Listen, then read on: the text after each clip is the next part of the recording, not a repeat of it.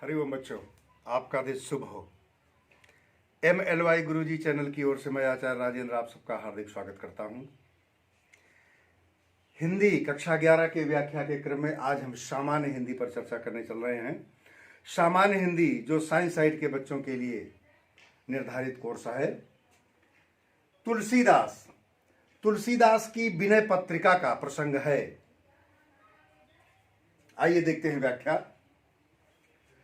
कबहू कहाँ यह रहनी रहूंगो, कबहू कहाँ यह रहनी रहूंगो, श्री रघुनाथ कृपाल कृपाते संत स्वभाव गहूंगो, जथा लाभ संतोष सदा काहू सो कछु न चाहूंगो, परहित निरंतर मन क्रम वचन नेम निभाऊंगो, परसु वचन अति दुसह श्रवण सुनी तेहि पावक न दहाऊंगो, विगत मान सम शीतल मन पर गुण नहीं दोष कहूंगो, परिहरि देह जनित चिंता सुख दुख सम बुद्धि सहाऊंगो, तुलसीदास प्रभु यही पथि रही अभिचल हरि भक्ति लहाऊंगो।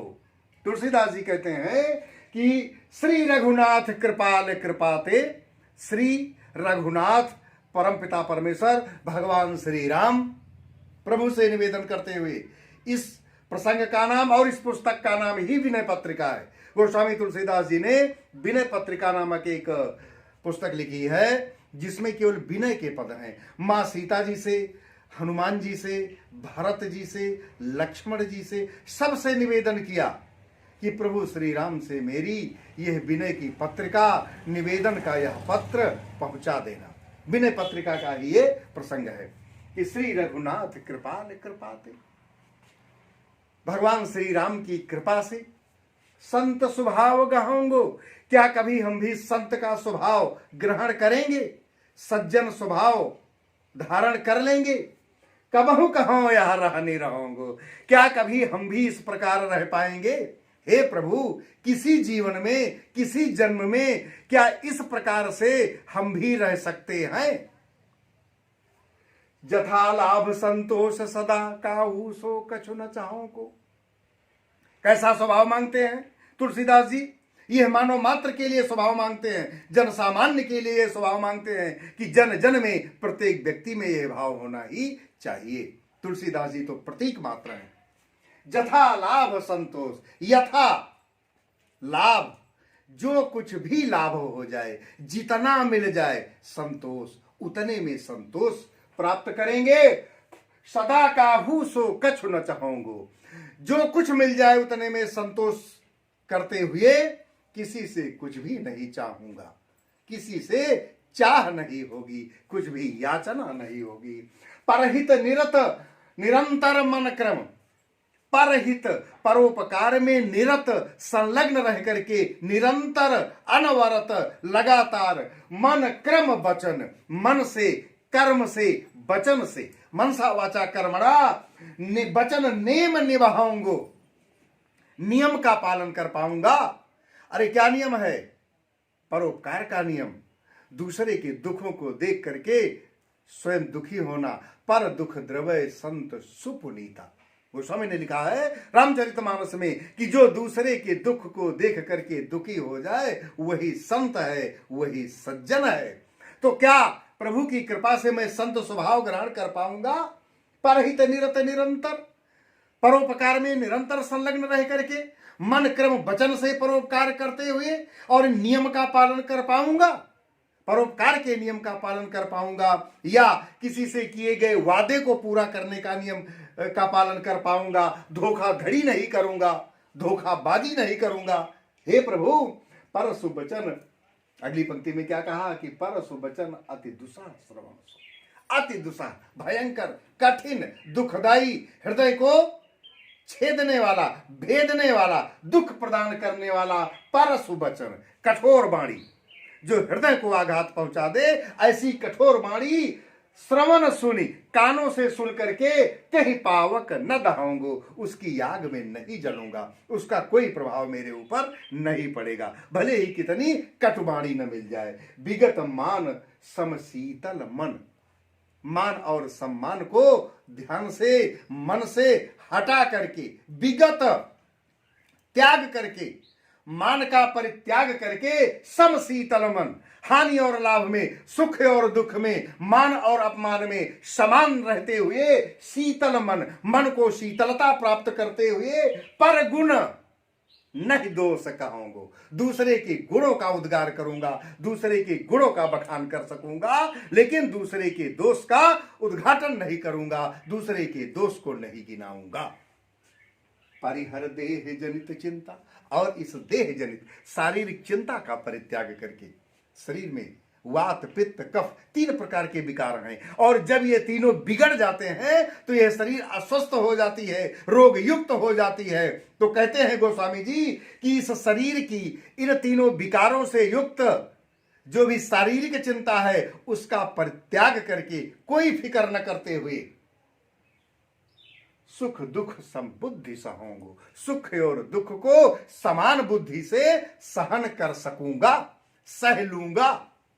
तुलसीदास प्रभु यही पथ रही। तुलसीदास जी कहते हैं कि हे प्रभु श्री राम, इस मार्ग पर चलते हुए अविचल हरिभक्त लहाऊंगो, क्या निरंतर अटल स्थिर भगवान की भक्ति को प्राप्त कर सकूंगा।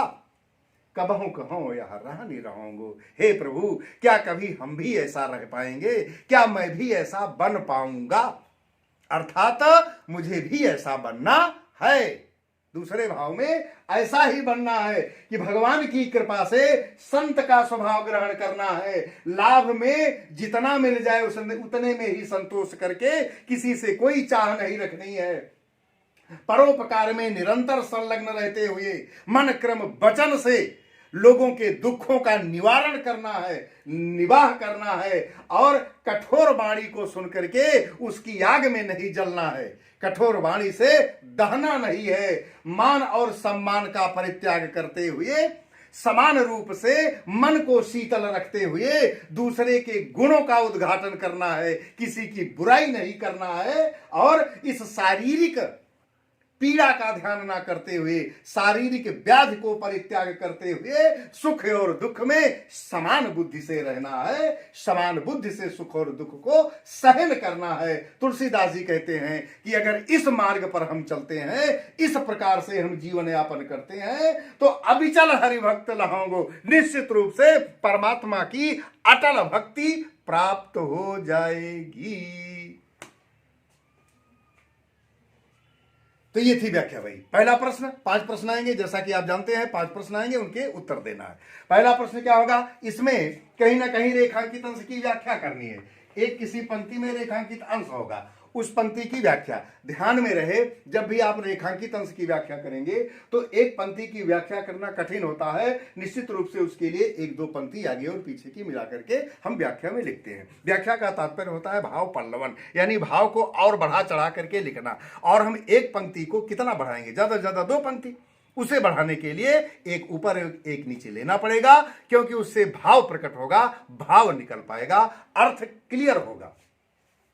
यह पहला प्रश्न क्या होगा, दोस्तों शीर्षक का नाम लिखिए और कवि का नाम लिखिए। कवि है तुलसीदास, शीर्षक है विनय पत्रिका। दूसरा प्रश्न रेखांकित अंश की व्याख्या। अब तीसरा प्रश्न, तमाम प्रकार के प्रश्न बन सकते हैं। इसमें किस भाषा का प्रयोग किया गया है, ब्रज भाषा का प्रयोग किया गया है, कौन सा रस है, शांत रस है, कई बार इस पर चर्चा हुई है। ध्यान में रहे, जहां पर परमात्मा से निवेदन किया जाता है, जहां पर भक्ति भाव होता है, दास्य भाव होता है, सख्य भाव होता है, वहां पर केवल और केवल शांत रस का प्रयोग होता है। तो इन पंक्तियों में शांत रस है। अलंकारों का प्रयोग, नाना प्रकार के अलंकार, आपको कई अलंकार, ऐसा नहीं है। उदाहरण देते हुए गोस्वामी जी कहते हैं, और कई बार चर्चा किया है हमने, अनुप्रास। अनुप्रास एक ऐसा अलंकार है कि जब कोई अलंकार नहीं मिलेगा तो अनुप्रास निश्चित मिलेगा, क्योंकि उसके 5 भेद होते हैं। नंबर 1 छेकानुप्रास, जहां पर एक वर्ण की एक बार आवृत्ति हो उसे छेकानुप्रास कहते हैं। जहां पर एक वर्ण बार बार आए उसे वृत्तनुप्रास कहते हैं। जहां पर एक ही उच्चारण स्थान के पूरे वर्ण आ जाए वहां श्रुत अनुप्रास होगा।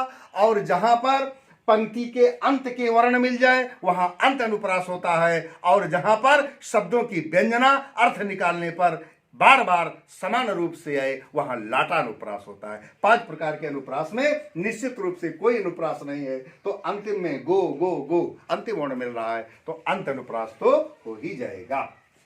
ठीक है, तो इस प्रकार से आप व्याख्या करें प्यारे बच्चों। इसी प्रकार की व्याख्या या हिंदी भाषा के किसी भी हिंदी विषय के किसी भी समस्या के निराकरण के लिए अगर आपको कोई समस्या है तो आप हमारे चैनल के कमेंट बॉक्स में लिखें, उसके लिए अगले दिन आपको वीडियो मिल जाएगा। आपका दिन शुभ हो।